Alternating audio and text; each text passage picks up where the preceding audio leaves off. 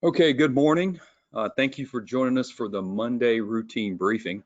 We're going to be covering the period today, Monday, June 16th, through Sunday, June 22nd.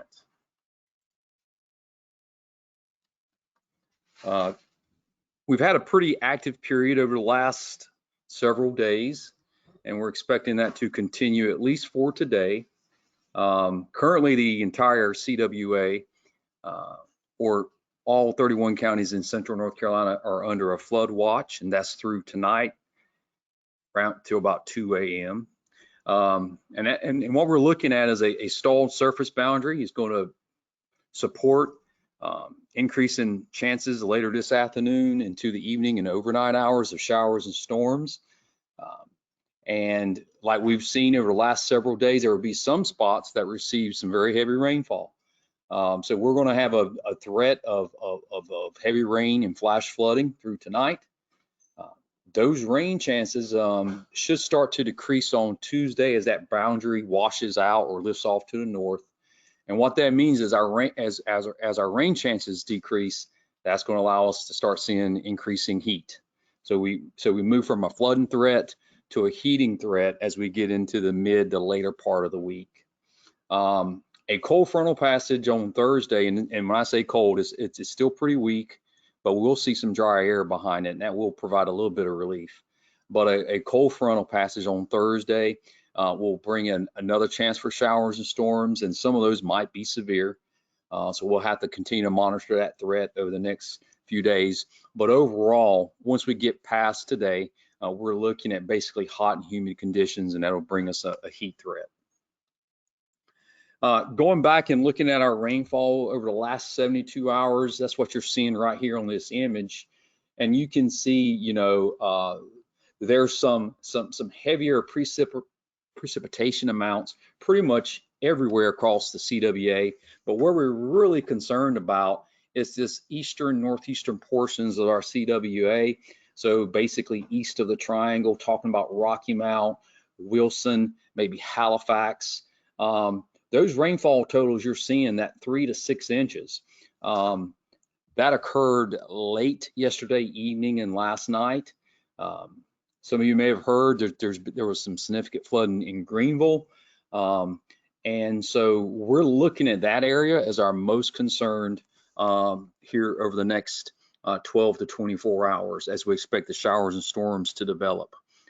In terms of timing, it looks like while we can see showers and storms develop as early as 2 to 3 p.m., it looks like the greatest coverage and the greatest threat for heavy rain is going to be basically during the nighttime hours. So we're looking at another late evening and into the overnight threat. That was what we've seen over the last 72 hours. This is what we are expecting here basically today and tonight. And you can see that we are all, again, Rocky Mount, parts of the central and northern coastal plain, looks like you're going to be under the gun again this afternoon and into the night, where we're expecting another 1 to 2 inches of rainfall. Okay, now given that the ground's already saturated, given that we already have several creeks and streams that are swollen and running high, if we get those areas hit again with that heavy rain, we're looking at flooding that's not your ordinary flooding. This is going to be much more significant. So be prepared for flooded structures and passable roadways and maybe even water rescues. Okay, so if you're living in those areas, living in those counties, we should be on an elevated alert as we go into the afternoon and evening hours. Looking at the rainfall over the next 5 days, as I mentioned earlier, we do expect rain chances to decrease. We'll see more like isolated to widely scattered showers and storms on Tuesday. And then on Wednesday, it kind of dries out, and then we'll see rain chances increase with that front on Thursday. But again, most of the heavy rain, we're expecting to see it here through tonight. Here's our slight risk for today for excessive rainfall. Again, we are under a flood watch for all 31 of our counties, but the threat is going to be greatest along and east of the triangle. Looking at the severe threat potential, it's pretty low, but what we have seen and what we can get in these type of very moist environments is due to just how moist the air is. We can see some pretty gusty conditions in what we call the wet downburst, very heavy rain driven kind of downbursts. So it's possible to see some isolated stratospheric cores that could produce wind gusts up to 40 to 50 miles an hour. And that's kind of what we can expect today. Again, that threat for Thursday, we're still looking at that. That could change, but that would be our next chance for more widespread severe storms. So stay tuned for that. As I mentioned, as the rain chances go down, our heat risk is going to go up. Our heat levels are going to go up as we deal with a very hot temperatures and really very humid dew points. And so you can see as we get into Wednesday, and I don't have it pictured here, but if you were to look at the Thursday heat risk map, those look to be our hottest days.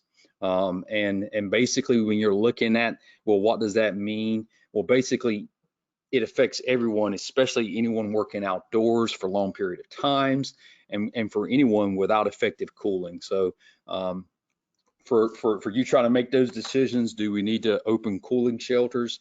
It definitely looks like as we get into the Wednesday period and into Thursday, that's going to be our hottest part of the week. The tropics is quiet, and we'll continue to monitor that. As we look beyond into week 2, you can see additional red and really, you know, looking at a very 60 to 70% chance of above normal temperatures. And in fact, when you look at the hazards for week 2, right now we're looking at June 24th and 25th being the potentially hottest portion. So, you know, we're in this typical pattern right now, and we see this every summer where we'll get about a 2-week period of extreme heat, and we seem to be starting that. And this is kind of climatological, right? Climatology is, I looked last year, I think we had heat advisories in effect this time last year, so this is pretty typical. So look for the next 2 weeks, very hot and humid conditions. Going back and looking really quick at an overall summary, you can see that everything's mostly tied to heat over the next several days. We will, you know, see occasional flare-ups of convective showers and thunderstorms during the afternoon and evening, so lightning will also pose a threat, and we'll continue to monitor that threat for Thursday as well. I'm not going to go over all these bullets, but you know, for the next 12 to 24 hours, we're looking at a very enhanced threat of flooding. Again, that's going to be to the areas east and northeast of the triangle. And you know, we saw this in Greenville where there was water rescues. I think there was a couple of cars stranded, I think near the city of Wilson yesterday. So we could see a very similar type situation develop this evening and tonight. Once the rain chances start to decrease, then we're going to be dealing with heat. It looks like for at least the next week or 2.